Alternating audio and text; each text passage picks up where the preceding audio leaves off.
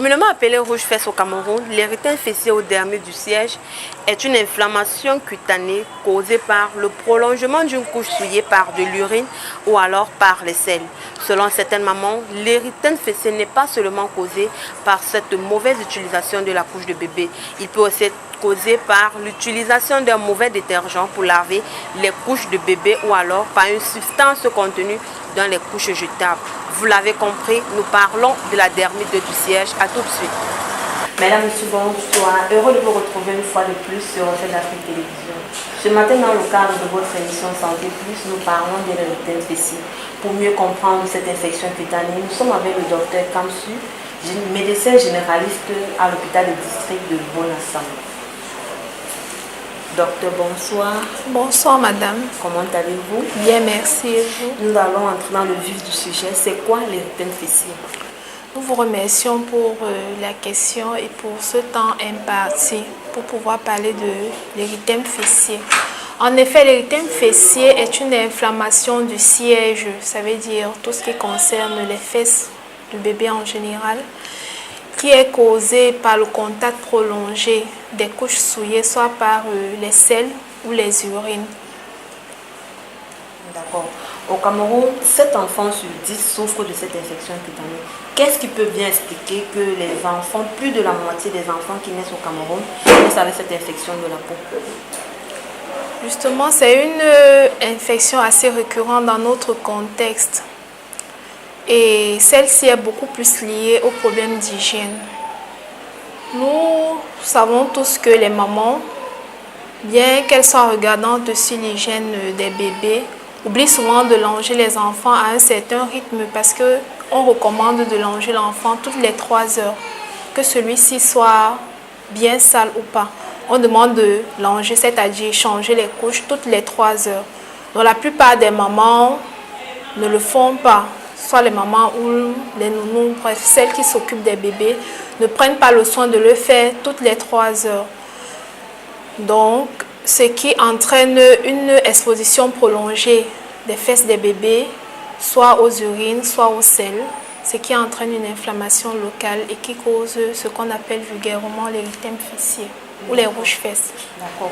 Après avoir causé avec certaines mamans, elles disent que l'érythème fessier, alors les rouges-fesses, c'est pas seulement avec, ça ne se cause pas directement forcément avec les couches souillées. Elles disent que parfois même certains enfants naissent avec cette infection cutanée. Que pensez-vous de cela?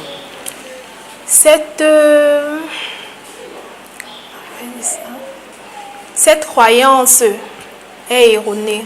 L'érythème fessier a une composante essentiellement hygiénique, dont les mamans qui se disent que l'érythème fessier est lié à un problème interne ou à un problème, une maladie générale, ou ça vient du tube digestif. Ça, c'est faux. L'érythème fessier est essentiellement lié à un défaut d'hygiène. Quelles sont donc les véritables causes de l'érythème fessier? Parce que d'aucuns disent que c'est la nutrition, d'autres disent que c'est le contact avec les couches souillées. Vous qui êtes spécialiste, vous le médecin, c'est quoi véritablement? C'est causé par quoi exactement? Comme je l'ai dit plus haut, l'érythème fessier est essentiellement lié à une mauvaise hygiène. Certes, il peut avoir une composante liée à l'alimentation, parce que plus loin, on s'est rendu compte que l'érythème fessier, bien qu'ayant une composante liée à l'hygiène, on peut avoir une surinfection liée aux champignons ou aux bactéries. Donc, si un enfant a une alimentation riche, bref, qui favorise la multiplication des levures, cela peut favoriser la récidive. Donc, comme vous avez dit, ça peut être lié à l'alimentation. On peut dire oui, mais essentiellement l'hygiène. L'alimentation peut avoir juste un impact sur la récidive, mais à la base, l'érythème fessier, c'est une pathologie essentiellement liée à la mauvaise hygiène. D'accord. Est-ce que, comme son nom l'indique, il ne se contracte uniquement au niveau du siège? Parce qu'on dit dermite du siège, érythème fessier, rouge-fesse. Est-ce que, comme son nom le dit là, ce n'est qu'au niveau des fesses que l'infection se manifeste, ou alors ça se manifeste dans d'autres parties du corps humain? Bon, Essentiellement, l'érythème fessier se manifeste au niveau du siège, mais comme toutes les autres parties du corps, on peut noter cette rougeur. Donc, s'il y a défaut d'hygiène, que ce soit au niveau des aisselles, que ce soit au niveau des coudes, que ce soit au niveau de tous les plis, parce que l'érythème fessier, en principe, c'est lié à la macération. Ça veut dire quand un milieu est humide, ce milieu est exposé à la prolifération des champignons. Donc, toute partie du corps exposée à l'humidité peut être le lieu du développement d'un érythème. Donc, toutes les parties, on va dire ça comment, toutes les zones de plis, dont le cou, les coudes, les fesses, les genoux, peuvent être le siège d'un érythème. D'accord. Docteur, est-il possible que l'érythème fessier soit lié à une poussée dentaire? Peut-on assimiler l'érythème fessier à une poussée dentaire ou alors une forte fièvre? L'érythème fessier ne saurait être associé à une poussée dentaire. C'est deux pathologies bien distinctes. Maintenant, s'il y a une composante de surinfection, parce que je vous ai dit à la base, c'est un érythème, juste une rougeur. Mais, comme toute infection cutanée, il peut avoir une surinfection. Ça veut dire une... je vais dire ça comment? La présence de bactéries secondairement. À la base, l'érythème fessier n'est pas une infection bactérienne. Mais si cela n'est pas bien pris en charge, il peut avoir une surinfection bactérienne. Donc, érythème fessier et poussée dentaire, c'est deux choses bien différentes. Et érythème fessier et, vous avez dit? La fièvre. La fièvre. Maintenant, comme j'ai dit tantôt, s'il y a une infection bactérienne associée, il peut avoir de la fièvre. Ou une autre infection, parce que l'érythème fessier, un enfant peut avoir son érythème fessier associé à son paludisme, ça va lui donner de la fièvre. Un enfant peut avoir son érythème fessier associé à une infection urinaire, là il va faire de la fièvre. Donc, on ne saurait dire qu'érythème fessier, forcément, a comme signe la fièvre. S'il y a de la fièvre, il faut chercher soit une surinfection ou une autre infection associée, notamment le paludisme, une infection urinaire, une infection respiratoire comme une angine. Nous allons prendre une courte respiration à la régie et nous vous revenons tout de suite derrière pour parler des manifestations. À tout de suite.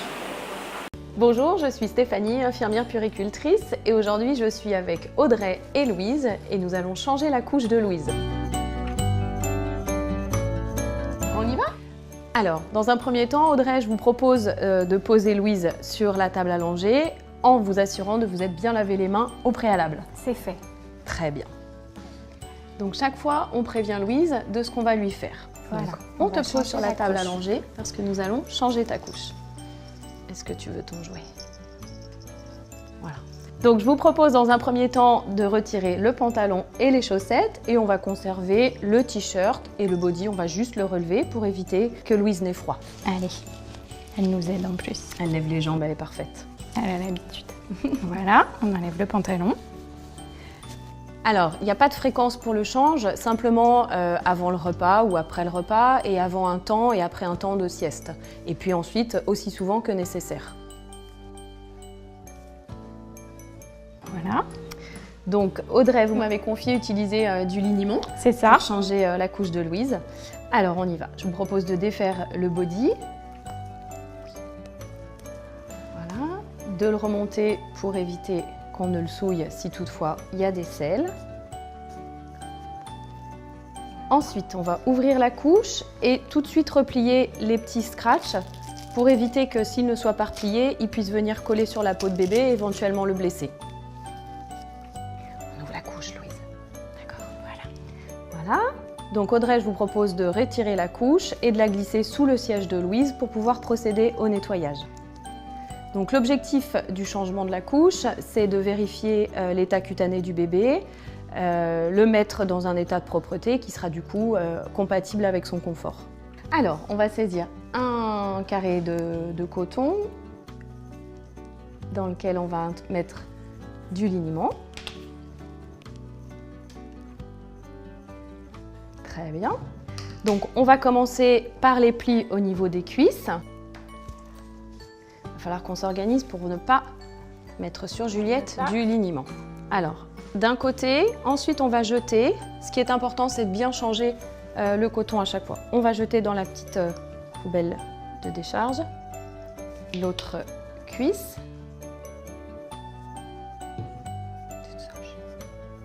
Parfait. Et ensuite, on va faire exactement le même mouvement en démarrant par les grandes lèvres et ensuite les petites lèvres, toujours du méa urinaire jusqu'à l'anus. Et on ne remonte jamais. Voilà, on jette.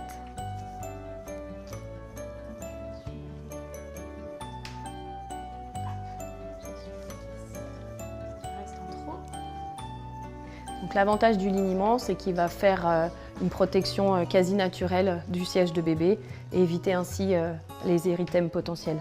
Alors, On laisse celle-ci. voilà, on va commencer à prendre la couche, on va l'ouvrir. Alors, Regarde. voilà.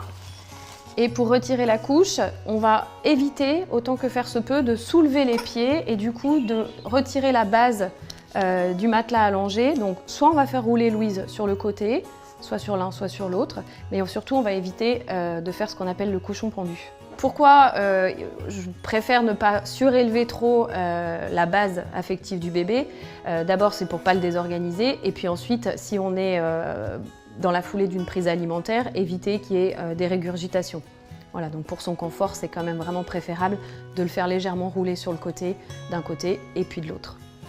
Alors, on te met légèrement sur le côté. Voilà, et comme ça, vous pouvez glisser. Parfait, c'est très bien ce que fait maman. Voilà. Tu sens? Donc on peut la fermer avant de l'acheter. Voilà, c'est très bien. Alors pareil, on peut légèrement faire glisser Louise sur le côté pour introduire, voilà, la couche sous son siège et on rebascule de l'autre côté pour tirer de l'autre côté. Parfait. On va remettre la couche parce que maintenant nous sommes au sec. Jusqu'à la prochaine fois. La positionne bien. Voilà. Voilà. On remonte un tout petit peu le body. Alors, tu écartes un tout petit peu tes jambes. Très bien. Si en plus tu aides maman, c'est parfait, Louise. Donc on dégrafe et on met la languette. Très bien. Pareil de l'autre côté. Pour vérifier donc Audrey que la couche ne soit pas trop serrée pour Louise, on peut juste glisser 2 doigts entre son abdomen et la couche.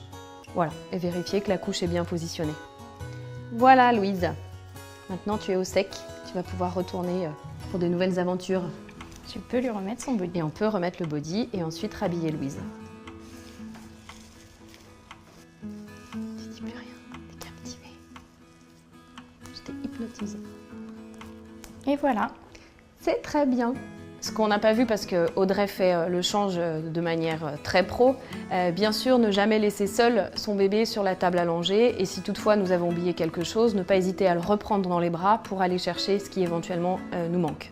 En cas d'irritation du siège, le point de départ c'est d'agir sur la cause. Alors le bébé peut avoir des diarrhées, pour des raisons X ou Y, il peut aussi mettre des dents et ceci peut expliquer que son siège soit irrité. Donc il va falloir gérer l'irritation du siège. Pour cela, vous pourrez éventuellement avoir recours à des pommades, pommades cicatrisantes et isolantes pour pouvoir réparer l'état cutané du bébé. Donc comme vous l'avez vu avec Louise et Audrey, le change est un moment de plaisir parce qu'il va procurer du confort et du bien-être à votre bébé. Ce qui est important, c'est de respecter un coin propre et un coin sale et surtout de ne jamais lâcher la main de votre bébé. Si vous avez besoin de conseils supplémentaires, pensez à vous abonner à la chaîne Doctissimo Maman. Et moi, je vous dis à très bientôt.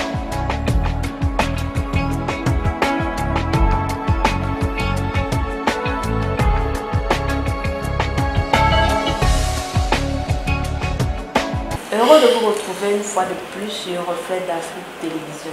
Tout à l'heure, avant la transition, nous étions avec le docteur Kamsu qui nous apportait des éclaircies sur les rétines fessiers. Docteur, nous voici rendus à la deuxième partie de notre émission. Avant la transition, nous parlions de l'érythème fessier. Vous nous avez apporté des éclaircies sur cette pathologie infantile. Que doit donc faire une maman qui, au moment de donner le bain à son enfant, découvre des petites rougeurs au niveau des articulations de son bébé? quel est le premier geste qu'elle doit effectuer? Bon.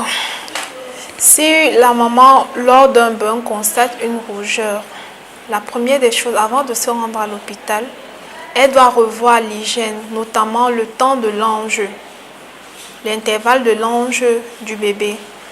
Ça veut dire, maman doit veiller à ce que les couches de bébé soient changées, qu'elles soient jetables ou en coton, qu'elles soient changées toutes les 3 heures.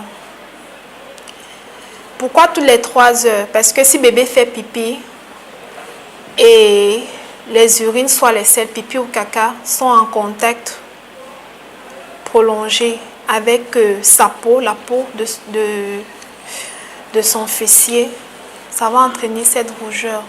Donc la première des choses, avant de se rendre même à l'hôpital, revoir le temps de l'ange du bébé et dès que possible se rapprocher d'une structure sanitaire pour pouvoir bien apprécier, pour que le spécialiste dont le médecin apprécie et voir s'il est nécessaire d'adjoindre un traitement médicamenteux à cette modification de l'hygiène. D'accord. Que pensez-vous des mamans qui ont recours à des médecines traditionnelles pour soigner cette pathologie de l'enfant? Il y a certaines mamans qui, quand elles constatent des rougeurs au niveau du fessier des enfants ou alors au niveau des articulations, se rendent au marché, font des décoctions pour mettre sur la peau du bébé et donnent certaines à l'enfant pour qu'il avale. Que pensez-vous de cette méthode? Je pense que c'est une méthode je dirais, à condamner. Parce que, comme je l'ai dit plus haut, c'est un souci d'hygiène. Une maman ne va pas aller au marché acheter des décoctions sans toutefois revoir l'hygiène de son bébé. Deuxièmement, ces décoctions sont faites à base de quoi? Parce que généralement, ces enfants qui prennent des décoctions, après ça, on va dire ces problèmes de rate, on va commencer à scarifier l'enfant.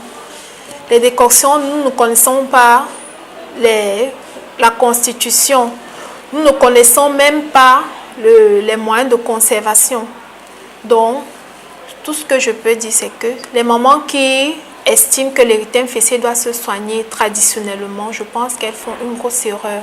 Tout au contraire, en soignant traditionnellement, ça expose l'enfant à d'autres soucis. Donc, je reviens sur mon propos selon lequel, si une maman constate que son bébé a des rougeurs, insistez d'abord sur l'hygiène et se rapprocher d'une structure hospitalière pour voir s'il faille adjoindre un traitement médicamenteux. D'accord. Tout à l'heure, vous avez dit que l'érythème fessier, c'est quand il est associé à un paludisme ou alors quand l'enfant fait une température, il faut l'amener dans une structure sanitaire. Bon, avant, si déjà l'enfant est en train de chauffer, maman constate qu'il y a des parties rouges sur l'enfant et l'enfant est en train de chauffer. Quel est le premier geste qu'elle doit faire? Si par exemple c'est à 3 h du matin, prenons un exemple banal, à 3 h du matin, l'enfant chauffe, qu'au préalable, elle avait d'abord constaté que l'enfant avait ces petites rougeurs. Elle a essayé de changer le linge de l'enfant toutes les 3 heures, mais au-delà de ça, elle se rend quand même compte que l'enfant est en train de chauffer, l'enfant fait de la température, il a 38, il est pratiquement 2 h 30 du matin. Elle ne va pas immédiatement sortir de l'hôpital, de la maison pour conduire l'enfant à l'hôpital. Qu'est-ce qu'elle doit faire à ce moment précis? En cas de fièvre chez un enfant, le premier geste, c'est de faire prendre un bain tiède à l'enfant. Si nous n'avons pas à notre disposition des médicaments pour faire baisser cette température. Donc le premier geste, c'est de faire prendre un bain tiède à l'enfant en attendant le matin. Et si on n'a pas à notre disposition un médicament pour faire baisser la fièvre et que malgré le bain tiède, la température persiste, l'idéal serait soit de se rendre dans une pharmacie de garde pour pouvoir se procurer un médicament pour faire baisser la température qu'on appelle couramment antipyrétique ou se rapprocher de la structure sanitaire la plus proche. D'accord. Donc si maman change le linge du bébé toutes les 3 heures, mais si l'enfant ne fait pas de température, donc ça veut dire en dehors du change de bébé toutes les 3 heures, il n'y a pas un traitement approprié contre l'érythème fessier? C'est ça, je dis, c'est le médecin qui est habilité à prescrire un traitement approprié. Maman, à son niveau, avant la consultation chez le spécialiste, peut juste revoir l'hygiène et se rendre dans une structure hospitalière où le médecin, après avoir examiné l'enfant, va voir ce qu'il y aura lieu de prescrire, si vraiment c'est nécessaire. D'accord.